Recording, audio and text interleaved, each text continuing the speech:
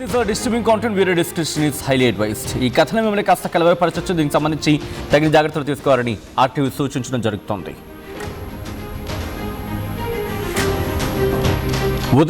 ఉదయాన్ని ఇంతటి దారుణమైన ఘటనకు సంబంధించి వార్త వింటామని చెప్పి ఎవరు ఊహించాం. దట్టు మన హైదరాబాద్ నడిబొడ్డున అని మాట్లాడుకునే సందర్భం. రంగారెడ్డి జిల్లాలో జరిగిన దారుణం ఒక్కసారిగా తెలంగాణ యావత్ని కుదిపేసింది. ఒక వ్యక్తి 6గురిని చంపేశాడు. దానికి సంబంధించిన విజువల్స్ మీరు చూడడం జరుగుతోంది ఆర్టీవీ స్క్రీన్ మీద. వన్స్ అగైన్ వి రీటరేట్, ఈ కథనం మిమ్మల్ని కాస్త కలవరపరచొచ్చు. దీనికి సంబంధించి తగిన జాగ్రత్తలు తీసుకోవాలని ఆర్టీవీ సూచించడం జరుగుతోంది. This is a disturbing content. Viewer description is highly advised. Rangareddy జిల్లాలో ఘోరం జరిగింది. షాబాద్లోని దైవగూడలో 6గురిని చంపేశాడు ఓ దుర్మార్గుడు. నిందితుడు రాజ్ కుమార్ పై గతంలో పోక్సో కేసు ఉంది. అరెస్ట్ అయ్యి నెలన్నర జైల్లో ఉన్నాడు రాజ్ కుమార్. బెయిల్పై బయటకు వచ్చాడు రాజ్ కుమార్. తన భార్య, 2 పిల్లలతో పాటు బాధిత బాలిక తల్లి, వాళ్ళ నానమ్మను కూడా చంపేశాడు. నిందితుడు రాజ్ కుమార్కు 28 ఏళ్లు. ప్రస్తుతం రాజ్ కుమార్ కోసం పోలీసులు గాలిస్తూ ఉన్నారు.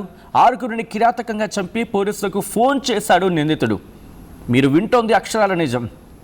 6గురిని చంపేసిన తర్వాత స్వయంగా పోలీసులకు ఫోన్ చేసి, నేనే 6గురిని చంపేశా, ఒక చోట 3 ఇంకొక చోట 3 చంపేశా అని రాజ్ కుమార్ చెప్పుకొచ్చాడు. నేను కూడా చచ్చిపోతున్నా అంటూ నిందితుడు పోలీసులకు హెచ్చరించాడు. ఘటనా ప్రదేశానికి వెళ్లేలోపే నిందితుడు అక్కడి నుంచి పరారయ్యాడు. ఆ భౌతికాయాలను స్వాధీనం చేసుకున్నారు పోలీసులు. భార్యా పిల్లల్ని సైతం ఎందుకు చంపాడు అని అనుమానం ఇప్పుడు వ్యక్తమవుతుంది. అన్ని కోణాలు కూడా పోలీసుల దర్యాప్తు జరుగుతూ ఉంది. ప్రస్తుతం ఈ ఘటన తెలంగాణ వ్యాప్తంగా సంచలనంగా మారింది. ఉదయాన్నే ఇంతటి దారుణమైన ఘటన వింటామా అని ఎవరైనా ఊహిస్తారా? కనీసం 1 కాదు 2 కాదు, ఏకంగా 6గురిని. దట్టు ఇక్కడ ట్విస్ట్ ఏంటంటే, భార్య పిల్లని ఎందుకు చంపేశాడు? కట్టుకున్న భార్య, 2 పిల్లలు. వాళ్ళ వయసు ఎంతో తెలుసా? పిల్లలిద్దరివి, ఒకరికి 3 ఏళ్ళు, ఇంకొకరికి 2 ఏళ్ళు. దాదాపు 2 పిల్లలు కూడా 5 ఏళ్ల లోపు వాళ్ళే. 5 ఏళ్ల లోపు వాళ్ళే. అదిగో ఆ విషయం మీరు చూస్తున్నారు కదా, అదే కత్తితో పొడిచి చంపేశాడు ఈ దుర్మార్గుడు. భార్య పిల్లల్ని ఎందుకు చంపాడు? ఆ కుటుంబానికి ఏమైనా ఇన్ఫర్మేషన్, అంటే ఆ కుటుంబం ఏమైనా ఎదుగా ఇబ్బంది పెట్టే ప్రయత్నం చేస్తుందా? జైలు నుంచి విడుదలైన వెంటనే ఆ కుటుంబం మీద అటాక్ చేశాడని చెప్పి చాలా మిస్టీరియస్గా ఉంది ఈ కేసు. దీన్ని డికోడ్ చేసే ప్రయత్నం చేద్దాం. అసలు ఇంతకీ రాజ్ కుమార్ తన కుటుంబం అంటే భార్య పిల్లలతో మాత్రమే ఉంటున్నాడా, లేకపోతే తన తల్లిదండ్రులతో కలిసి ఉంటున్నాడా? అసలు ఈ పోక్సో కేసు ఎప్పుడు నమోదైంది? ఎందుకు ఇతగాడు జైలు నుంచి బయటకు వచ్చాడు? ఎప్పుడు వచ్చాడు? బెయిల్పై ఎప్పుడు బయటకు వచ్చాడు? వచ్చి ఎన్ని రోజులు అవుతుంది, లేకపోతే ఎన్ని గంటలు అవుతుంది? వచ్చిన తర్వాత ఎందుకు, ఒకవేళ దాడి చేస్తుంటే ఆ బాలిక తల్లి అనుకుంటే అక్కడ వరకు సంవాట్ ఈ కేసుకి సంబంధించి ఓకే అనుకోవచ్చు. ఓకే ఇన్ ద సెన్స్ చంపిన సమర్థించడం కాదు, ఒక అంచనాకు రావచ్చు. కానీ వాళ్ళ నానమ్మను కూడా చంపేశాడు అక్కడ. పోనీ అంతటితో ఆగలేదు, కట్టుకున్న భార్యని చంపేశాడు. పోనీ భార్య వరకు అనుకుంటే ఒకవేళ ఈ విషయం తెలిసేమో భార్య కూడా చేదరించుకుందేమో అనుకోవచ్చు. కానీ పిల్లలిద్దరిని, అభం శుభం తెలియని చిన్నారని 2 ఎందుకు చంపేశాడు? మీరు చూస్తున్నారు మృతుల ఫోటోలు. ఈ రైట్ సైడ్ బాక్స్లో ఉంది అతగాడి, వాడి ఆ దుర్మార్గుడు రాజ్ కుమార్. ఆ లెఫ్ట్ సైడ్ బాక్స్లో, సెకండ్ బాక్స్లో మీరు చూస్తూ ఉన్నారు మరణించిన వాళ్ళు, బాధితులు. ఆ కుటుంబం ఇప్పుడు శోక సంఘంలో మునిగిపోయింది. ఎందుకంటే పోక్సో కేసులో అరెస్ట్ అయిన వ్యక్తి బయటకు వచ్చిన తర్వాత ఎక్కడో పశ్చాత్తాపం ఉంటుంది అని చెప్పి అనుకుంటారు. కానీ ఇది ఇంకొకసారి బయట పెడుతోంది. ఎవరైనా హంతకులని రిలీజ్ చేసిన తర్వాత వాళ్ళ మీద కన్నేసి ఉంచకపోతే, లేకపోతే వాళ్ళు ఎటువంటి నేర ప్రవృత్తి వైపు వెళ్తున్నారని చెప్పి ఒక కంట కనిపెట్టకపోతే, వీళ్ళు వాళ్ళ తప్పుని సమర్థించుకోవడానికో లేకపోతే వాళ్ళ పగను తీర్చుకోవడానికో మరింత దుర్మార్గానికి పాల్పడే అవకాశం ఉంది అనేది ఇప్పుడు ఇది అర్థమవుతున్న పరిస్థితి. ఎందుకు ఒక వ్యక్తి తన కట్టుకున్న భార్యను చంపేశాడు, 2 పిల్లల్ని చంపేశాడు, ఆ బాధిత బాలిక అండ్ అలాగే ఆ వాళ్ళ తల్లి, వాళ్ళ నానమ్మ. అంటే కేసు పెట్టింది అనే కారణంతోనే చంపేశాడా? లేకపోతే ఇప్పుడు ఇక్కడ వరకు అంటే ఈ ఫ్రేమ్లో వీళ్ళ 4 గురించి అనుకుంటే పెద్దవాళ్ళు, లేకపోతే కాస్త అవగాహన ఉంది ఈ ఇష్యూస్ మీద, వీళ్ళ మీద పగబట్టాడు అనుకోవడానికి సబబు అనే మాట బహుశా అంత కరెక్ట్ కాకపోవచ్చు, కానీ ఊహించడానికైనా ఒక అర్థం ఉంది. కానీ పిల్లలిద్దరూ వాళ్ళకేం తెలుసు? వాళ్ళకేం తెలుసు? ఇక్కడ క్వశ్చన్ రైజ్ అవుతుంది. ఈ దుర్మార్గానికి పాల్పడే సందర్భంలో మద్యం సేవించున్నాడా? మద్యం సేవించి ఉన్న సందర్భంలో మద్యం అతిగా సేవించున్నాడా? ఒకవేళ లిక్కర్ కనుక ఎక్కువ హై లెవెల్లో కనుక కన్సంప్షన్ చేసి ఉండుంటే విచక్షణ కోల్పోయే అవకాశం ఉంటుంది. ఇది నేను ప్రత్యేకంగా చెప్పక్కర్లేదు. అండ్ ఆ విచక్షణ కోల్పోయిన సందర్భంలో పిల్లలిద్దరి మీద కూడా ఇటువంటి ఘాతకానికి పాల్పడ్డారా? అండ్ నేను మిమ్మల్ని అడిగే ప్రయత్నం చేస్తాను, మీరు రెస్పాండ్ అయ్యే ప్రయత్నం చేయండి, మీరు మాట్లాడే ప్రయత్నం చేయండి. ఇదే అంశానికి సంబంధించి మా ప్రతినిధి నిర్మల అప్డేట్స్ అందించేందుకు సిద్ధంగా ఉన్నారు. నిర్మల దగ్గరికి వెళ్తున్నాను. నిర్మల, అసలు ఈ ఘటన ఉదయాన్నే షాక్ గురైన పరిస్థితి, ఇది మన దగ్గరే జరిగిందా అని చెప్పి 1కి 10 సార్లు చెక్ చేసుకున్నాం. అండ్ దాని తర్వాత జరుగుతున్న పరిణామాల గురించి మాట్లాడుకుంటున్నాం. అసలు ఏం జరిగింది? ఒక చిన్న క్లారిటీ ఇచ్చే ప్రయత్నం చేయండి. ఈ వ్యక్తి ఎవరైతే ఉన్నాడో, చంపిన వ్యక్తి, ఈ వ్యక్తి భార్య పిల్లలతో కలిసి ఉంటున్నాడు అనేది క్లియర్గా అర్థమవుతుంది. బట్ వాళ్ళ ఫ్యామిలీ, వాళ్ళ అమ్మా నాన్న కూడా వీళ్ళతో కలిసి ఉంటున్నారా? అసలు ఏం జరిగింది ఓవరాల్ ఎపిసోడ్లో ఇది? సచిన్, ఈ ఘటన మాత్రం రంగారెడ్డి జిల్లా షాదాబ్లో చోటు చేసుకుంది. గతంలో మే 6వ తారీఖున ఈ 17 ఏళ్ల అమ్మాయి మైనర్ బాలిక ఎవరైతే ఉన్నారో, మైనర్ బాలిక పైన అత్యాచారం జరిగినందున కూడా బాలిక తల్లి, బాలిక ఇద్దరు కూడా కేసు నమోదు చేయడం జరిగింది రాజ్ కుమార్ పైన. పోక్సో కేసు నమోదైన తర్వాత రాజ్ కుమార్ ని పోలీసులు అదుపులోకి తీసుకొని రిమాండ్ కూడా తరలించడం జరిగింది. ఆ తర్వాత రిమాండ్ నుంచి తను బెయిల్ మీద బయటకు వచ్చిన రాజ్ కుమార్ గత కొన్ని రోజులుగా కూడా వీళ్ళ ఫ్యామిలీ మీద రిక్కి నిర్వహించి కూడా వాళ్ళ మీద నిఘా పెట్టి ఎప్పటికప్పుడు వాళ్ళ ప్రాణాలు తీయాలి అని చెప్పేసి కూడా తను 2 సార్లు 3 సార్లు ప్రయత్నం కూడా చేసినట్లుగా ఇక్కడ ఈ అమ్మాయి తల్లి ఎవరైతే ఉన్నారో రుక్కమ్మయ్య, లక్ష్మి ఇద్దరు కూడా పోలీసులకు ఫిర్యాదు కూడా చేయడం జరిగింది కొన్ని రోజుల క్రితము. ఎందుకంటే జైలు నుంచి వచ్చిన తర్వాత మళ్ళీ మా మీద అటాక్ చేయడానికి తను ప్రయత్నిస్తున్నాడు, తనను అదుపులోకి తీసుకోండి అని చెప్పేసి 2-3 సార్లు పోలీసులకు కూడా హెచ్చరించడం కూడా జరిగింది అని చెప్పేసి కూడా తెలుస్తూ ఉంది. అయినప్పటికీ కూడా పోలీసులు నిర్లక్ష్యం వహించడంతో తను జైలు నుంచి వచ్చిన తర్వాత కక్షపూరితంగానే ఈ ఇంట్లోకి చొరబడి అర్ధరాత్రి సమయంలో చొరబడి 6 మీద అఘాయిత్యానికి పాల్పడ్డట్టు వాళ్ళ ప్రాణాలు తీసినట్టుగా కూడా తెలుస్తూ ఉంది. అంటే పాత కక్షలే కారణము అనేది క్లియర్ గా తెలుస్తూ ఉంది. ఇక్కడ పాపం చిన్న పిల్లలు 2 ఉన్నారు. ఒకరు 3 సంవత్సరాలు, ఒకరు 2 సంవత్సరాలు. ఇక్కడ సరిత 30 సంవత్సరాలు ఉంది. ఇక్కడ లక్ష్మి 45 సంవత్సరాలు ఉంది. రుక్కమ్మ 65 సంవత్సరాలు ఉంది.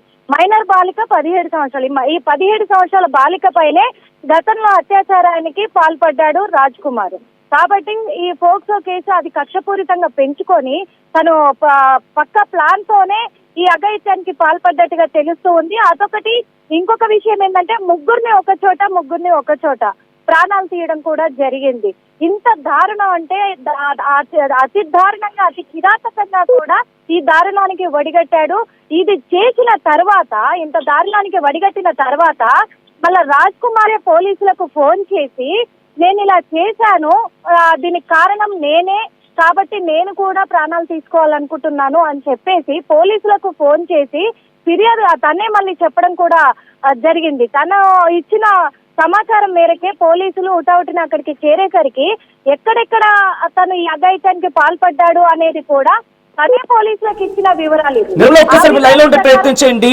ఇంకొక వార్త గట్టిగా ప్రచారం జరుగుతోంది. ఆ దుర్మార్గుడు బాలిక ఎవరైతే ఉన్నారో ఆ బాలికను హత్య చేసే ముందు, చంపే ముందు ఒక నిర్మానుష్య ప్రదేశంలోకి తీసుకువెళ్ళి అఘాయిత్యానికి పాల్పడిన తర్వాత మళ్ళీ అఘాయిత్యానికి పాల్పడిన తర్వాత అప్పుడు ఇంతటి దుర్మార్గానికి, ఇటువంటి ఘాతుకానికి పాల్పడ్డాడు అనేది అక్కడ వినిపిస్తున్న మాట. ఎంత దారుణం అంటే ఒక్కొక్కటి బయటకు వస్తూ ఉంటే విస్తుపోతూ ఉన్నారు, షాక్కి గురవుతున్న సందర్భం. పోక్సో కేసు పెట్టారన్న కక్షతోనే ఇంత దుర్మార్గానికి పాల్పడని చెప్పి ఒకసారి మన మీద వచ్చే ప్రయత్నం చేస్తూ ఉన్నాను. ఎటువంటి డెవలప్మెంట్స్ ఉన్నాయి? కీలకమైన అధికారులు కూడా అక్కడ చేరుకుంటున్నారు, పోలీసు ఉన్నతాధికారులు కూడా వెంటనే అక్కడికి చేరుకున్నారు. ప్రస్తుతం అప్డేట్స్ ఏంటి? సిచ్యువేషన్ ఎలా ఉంది అక్కడ?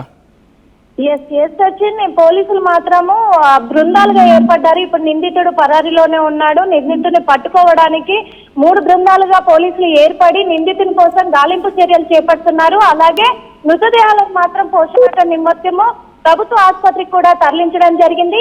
అక్కడ ఇంట్లో 3 ప్రాణాలు తీసిన తర్వాత కూడా మళ్ళీ నిర్మానుష్య ప్రదేశానికి తీసుకువచ్చి ఆ మైనర్ బాలిక పైనే మళ్ళీ అఘాయిత్యానికి పాల్పడి ఆ అమ్మాయి ప్రాణాలు తీసినట్టుగా కూడా పోలీసులు గుర్తించడం కూడా జరిగింది. దీని విషయంలో కూడా కఠినంగా చర్యలు ఉండబోతున్నాయి అనేది కూడా తెలుస్తూ ఉంది. కాబట్టి పోలీసులు పక్కాగా నిందితుడిని మరికొద్ది గంటల్లో కూడా అదుపులోకి తీసుకుంటాము అని చెప్పేసి పోలీసులు చెప్తున్న మాట. సచిన్, రైట్, ఒక్కసారి మీ లైన్లో ఉండే ప్రయత్నం చేయండి. Nirmala, interesting developments back to back చోటు చేసుకుంటున్నాయి. ఈ ఘటనలో తన కుటుంబంలో మరో కుటుంబంలో ముగ్గురిని చంపేసిన ఆ దుర్మార్గుడి కోసం పోలీసుల వేట కొనసాగుతుంది. రంగంలోకి దిగడం జరిగింది. ఘటనా స్థలానికి సిపి తరుణ్ జోషి, డీసీపీ యోగేష్ గౌతమ్ కూడా చేరుకోబోతున్నారనేది ఇక్కడ తెలుస్తోంది. చిట్యాల రుక్కమ్మ, 65 ఏళ్ల చిట్యాల రుక్కమ్మతో పాటు భార్య పార్వతిని, కుమారుడు పరీక్షిత్ని, కుమార్తె దైవక్షిత్ను కూడా చంపేశాడు. కత్తితో దాడి చేసి 6గురిని కిరాతకంగా చంపేశాడు 28 ఏళ్ల రాజ్ కుమార్. నిండా 30 ఏళ్ళు కూడా లేదు, కానీ ఎంతటి దుర్మార్గానికి పాల్పడ్డాడు. బెయిల్పై వచ్చిన వెంటనే ఇటువంటి ఘాతుకానికి పాల్పడ్డాడు. ఇంటికి వెళ్లి భార్య, 2 పిల్లల్ని చంపేశాడు ఈ రాక్షసుడు. రంగారెడ్డి జిల్లా షాబాద్లో కిరాతకానికి సంబంధించిన బ్రేకింగ్ న్యూస్ చూస్తున్నారు. చంపేసిన తర్వాత తన తల్లిదండ్రులకు రాజ్ కుమార్ ఫోన్ చేశాడు అనేది వినిపిస్తున్నమాట. 6గురిని చంపేసిన కేసులో ఆ నిందితుడు ఇటువంటి దుర్మార్గానికి పాల్పడ్డాడు. ఒక్కసారిగా ఈ ఘటన తెలిసిన దైవాలు కూడా ఉలిక్కిపడింది, షాక్ గురైంది. ఈ ఘటన తెలిసిన వెంటనే పొద్దున్నే సాధారణంగా పొద్దుగాలు అంటూ ఉంటాం. ఈ ఉదయాన్ని ఇటువంటి ఘటన వినడం, ఇటువంటి ఘటన అక్కడ తెలుసుకోవడంతో దైవాలు కూడా షాక్ గురైంది. ఇప్పుడు ఈ అంశానికి సంబంధించి డీటెయిల్ ఇన్వెస్టిగేషన్ జరుగుతుంది. మా ప్రతినిధి నిర్మలా ప్రెసెంట్ గ్రౌండ్కి వెళ్లే దారిలో, ఇన్ఫాక్ట్ గ్రౌండ్లో ఎటువంటి పరిస్థితి ఉంది ఇన్ఫర్మేషన్ అందించేందుకు లైవ్లో సిద్ధంగా ఉన్నారు. నిర్మలా, ప్రెసెంట్ ఎటువంటి ఇన్వెస్టిగేషన్ జరుగుతోంది? అధికారులు ఎవరెవరు అక్కడికి చేరుకున్నారు? ఎటువంటి ఇన్వెస్టిగేషన్ జరుగుతోంది? కేవలం ఇతగాడు ఒక్కడే ఉన్నారా, లేకపోతే ఇంకా ఎవరైనా ఉన్నారా అనే కోణంలో దర్యాప్తు జరుగుతోందా? డీటెయిల్స్ ఏంటి? ఎస్ సచిన్, ఇప్పుడైతే మరి పాత కక్షలే కారణమా లేకపోతే కుటుంబ కలహాలు ఏమైనా ఉన్నాయా అనే కోణంలో పోలీసులు అయితే దర్యాప్తు కొనసాగిస్తూ ఉన్నారు. ఎందుకంటే 6 మంది ప్రాణాలు కోల్పోవడం అనేది షాదా ప్రాంతంలో విషాద ఛాయలు అలుముకున్నాయి మొత్తానికైతే. ఎందుకంటే ఇక్కడ నివాసం ఉంటున్నటువంటి చుట్టుపక్కల వాళ్ళంతా కూడా పోలీసులను నిలదీస్తున్న సిచ్యువేషన్లు కూడా కనిపిస్తూ ఉన్నాయి. అదే విధంగా ఎందుకంటే ఇంతకు ముందు కూడా హెచ్చరించారు, వాళ్ళు పోలీసులకు ఇచ్చారు, ఇన్ఫర్మేషన్ కూడా ఇచ్చినప్పటికీ పోలీసులు నిర్లక్ష్యం వహించారంటూ చుట్టుపక్కల ప్రాంత వాసులు అయితే చెప్తూ ఉన్నమాట. అదే విధంగా ఇక్కడికి సిపి తరుణ్ జోషి, అలాగే డీసీపీ యోగేష్ గౌతమ్ వీళ్ళు కూడా చేరుకొని వాళ్ళతో పాటు పోలీస్ బృందం అంతా కూడా చేరుకొని ఎలాంటి అవాంఛనీయ ఘటనలు చోటు చేసుకోకుండా భారీ బందోబస్తును ఏర్పాటు చేసి డాగ్ స్క్వాడ్లతో కూడా తనిఖీలు అయితే నిర్వహిస్తూ ఉన్నారు. ప్రస్తుతము ఇక్కడ నిందితుడిని పట్టుకునే ప్రయత్నంలోనే గాలింపు చర్యలు అయితే కొనసాగుతూ ఉన్నాయి. సచిన్, రైట్, ఒక్కసారి నేను మీ లైన్లో ఉండే ప్రయత్నం చేయండి. మీరు చూస్తున్నారు వాళ్ళంతా కూడా మృతులు. భార్య పార్వతితో పాటు మిగిలిన వాళ్ళంతా కూడా 2 చిన్నారులు.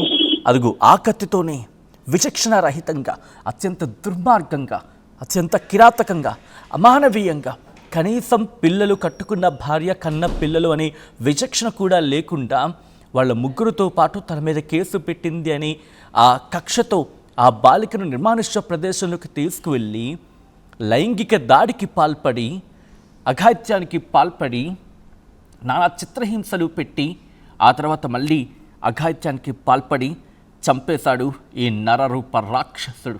ప్రస్తుతం వీడు ఎక్కడున్నా ఆ ఫోటో గుర్తుపెట్టుకోండి, వాడి ముఖం గుర్తుపెట్టుకోండి. వాడు నేనే చంపేశా అని చెప్పి పోలీసులకు ఫోన్ చేసి చెప్పాడు. పోలీసులకే స్వయంగా ఫోన్ చేసి చెప్పాడు నేనే చంపేశాను అని చెప్పి. అంతేకాదు తల్లిదండ్రులకు చెప్పాడు అనేది ఇక్కడ వినిపిస్తున్నమాట. పోలీసులకు ఫోన్ చేసి చెప్పిన తర్వాత నేను కూడా చచ్చిపోతున్నా అని చెప్పాడు. వీడు బతుకుంటే కనుక గుర్తుపెట్టుకోండి, ఆ ముఖం మీకు ఎక్కడైనా కనిపిస్తే కనుక వెంటనే పోలీసులకు సమాచారం ఇవ్వండి. చూడండి, ఆ 6గురు కూడా, ఆ నానమ్మ, ఆ బాలిక మాస్క్ వేసి చూపించడం జరుగుతుంది. ఎందుకంటే ఆ బాలిక, ఆ మైనర్ బాలిక 17 ఏళ్ళ నుండి ఉంటాయి అంతే. 2 చిన్నారులు. ఎవరు? ఇగో ఈ రాజ్ కుమార్, ఈ దుర్మార్గుడి పిల్లలిద్దరు కూడా. అండ్ ఆ తర్వాత ఆ బాలిక తల్లి, ఆయన భార్య పార్వతి. 6గురిని పొట్టన పెట్టుకున్నాడు ఈ దుర్మార్గుడు. కక్ష పెట్టుకున్నాడు. ఎప్పుడెప్పుడు జైలు నుంచి నన్ను విడిచిపెడతారా అని చెప్పి కడుపులో కత్తులు నూరుకుంటూ బయటకు వచ్చాడు. అంతే. రాత్రి ఆ మనసులో ఏం మెదిలిందో, ఆ దుర్మార్గుడికి ఏమెక్కిందో, ఏ పిచ్చి పట్టిందో, ఏమైందో కత్తి తీసుకొని తన మీద కేసు పెట్టిందని ఆ కక్షతో ఆ బాలిక కుటుంబాన్ని, ముందుగా ఆ బాలిక తల్లిని, నానమ్మను కసి తీర కస కస కస కస కత్తితో పొడిచి చంపేసి ఆ తర్వాత ఆ బాలికను నిర్మానుష్య ప్రదేశంలోకి తీసుకువెళ్ళి లైంగిక దాడికి పాల్పడి ఎంత చిత్రవద చేస్తుంటాడో ఆలోచించండి. అన్నిటికీ తెగించేసిన ఈ దుర్మార్గుడు ఆ బాలికను ఎంతలా వేధించుంటాడు ఆ సందర్భంలో. అర్ధరాత్రి నన్ను కాపాడండి కాపాడండి కాపాడండి అంటూ ఎంత ఆర్తనాదాలు చేస్తుంటుంది ఆ ఆడబిడ్డ. ఎంత దుర్మార్గంగా ప్రవర్తించుంటాడు.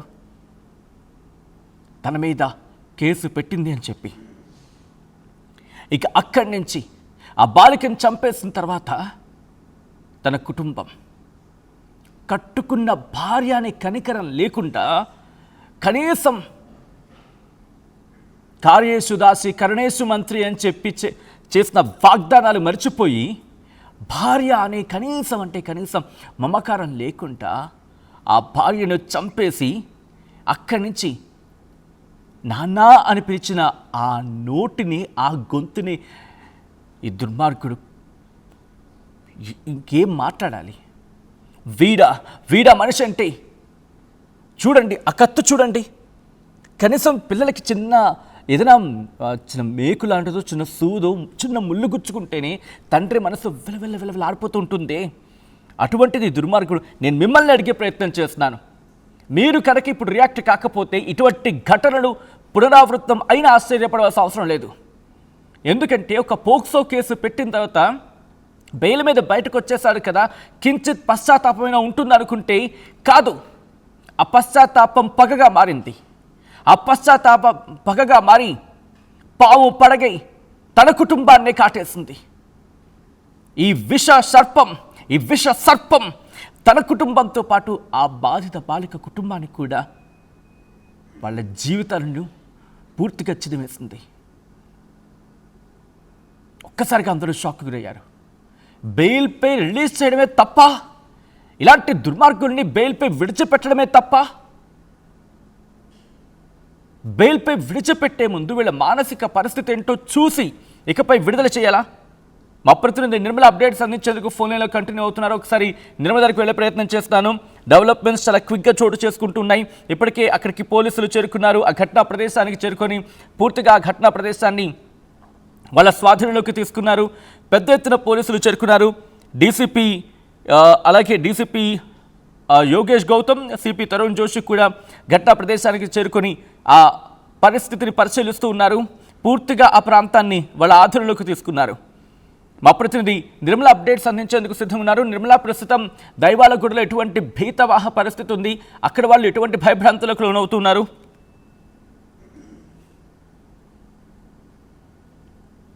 నిర్మల, ఆల్ రైట్, మరి కాసేపట్లో నిర్మల దగ్గరికి వెళ్ళే ప్రయత్నం చేద్దాం. ఒక్కసారి ఆ దుర్మార్గుడు ఒక్కసారి వాడి ఫోటోని ఫుల్ బాక్స్లో వేసే ప్రయత్నం చేద్దాం. ఒక 1 బాక్స్లో చూపిద్దాం. ఎందుకంటే ఈ ముఖాన్ని గుర్తుపెట్టుకోండి, మీరు గుర్తుపెట్టుకోండి. ఎందుకంటే వీడు కనుక మీకు ఎక్కడైనా కనిపిస్తే వెంటనే పోలీసులకు సమాచారం ఇవ్వండి. పట్టుకోండి, వీటిని పట్టుకొని అప్పగించండి. వాడు హత్య చేసిన తర్వాత, చంపేసిన తర్వాత నేను కూడా చచ్చిపోతున్నా అని అన్నాడు. ఒకవేళ బ్రతుకుంటే కనుక వీడిని విడిచిపెట్టకండి, వీడిని పట్టుకొని పోలీసులకు అప్పగించండి. అండ్ చాలామంది రియాక్ట్ అవుతున్నారు. మీరు మాట్లాడే ప్రయత్నం చేయండి. ఎందుకంటే మీరు కనుక రియాక్ట్ కాకపోతే ఎటువంటి దుర్మార్గుల పట్ల మన చట్టాల్లో ఉన్న లూప్ హోల్స్ని అడ్డం పెట్టుకుని బయటకు వచ్చి ఎటువంటి విచక్షణారహితంగా దాడులు చేస్తూ ఉంటే, చంపేస్తూ ఉంటే ఎట్లా? ఆల్రెడీ చాలామంది రియాక్ట్ అవుతున్నారు. సరైన శిక్షలు పడాలి అంటూ కూడా వాళ్ళు మాట్లాడుతూ ఉన్నారు. ఈ కథనం మిమ్మల్ని కాస్త కలవరపరచవచ్చు. దీనికి సంబంధించి తగిన జాగ్రత్తలు తీసుకోవాలని ఆర్టీవీ సూచించడం జరుగుతోంది. This is disturbing content. Video description is highly advised. ఒకసారి ఆ విజువల్స్ చూద్దాం.